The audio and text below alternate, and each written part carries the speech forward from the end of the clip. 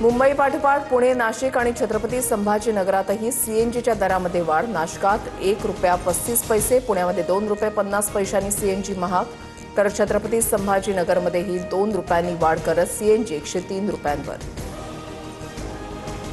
आता लवकरच लॉकडाऊनसारखे दिवस येतील। महिनाभरात पेट्रोल ₹170वर तर डिझेल ₹150वर जाईल। पैसे गुंतवू नका, सुरक्षित ठेवा। काँग्रेसचे नेते विजय वडेट्टीवारांकडून सरकारवर टीका करत जनतेला आवाहन। बकरी ईदच्या पार्श्वभूमीवर कल्याणच्या दुर्गाडी परिसरात तणाव। मुस्लिम बांधवांचा किल्ला परिसरात नमाज पठण, तर पायथ्याशी दोन्ही शिवसेनेचा घंटानाद आंदोलन। हिंदूंना प्रवेशबंदी केल्याचा आरोप। देशभरात बकरी ईद साजरी होणार। मुंबईमध्ये कुर्बानीवरून झालेल्या वादानंतर कडक पोलीस बंदोबस्त तैनात। ईदगाह, मशिदी आणि सार्वजनिक ठिकाणी सामूहिक नमाज पठण।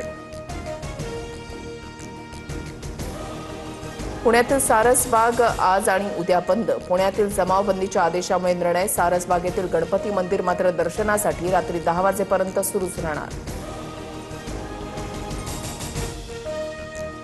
थोड्याच वेळात अंतरवाली सराठीमध्ये जरांगेंची पत्रकार परिषद। जरांगे आंदोलनाची घोषणा करण्याची शक्यता। प्रसाद लाड यांच्या भेटीनंतर 28 तारखेपर्यंत मागण्या मान्य करण्याचा अल्टिमेटम। एका महिला नेत्याकडून फोनवरून धमकी आल्याचा दीपाली सय्यद यांचा आरोप। करिअर उद्ध्वस्त होईल अशी धमकी। होंदू अशोक खरातवरील चित्रपटात दीपाली सय्यद रुपाली चाकणकरांची भूमिका साकारणार। मुंबई आणि ठाण्यामध्ये उन्हाचा तडाखा। मुंबईमध्ये तापमान 35 ते 38 अंशांच्या पुढे। उष्ण वाऱ्यांमुळे उकाड्यामध्ये वाढ। मान्सूनपूर्व पावसाला विलंब। कर्नाटकात नेतृत्व बदलाचे संकेत। मुख्यमंत्री सिद्धरामय्या आज राजीनामा देण्याची शक्यता।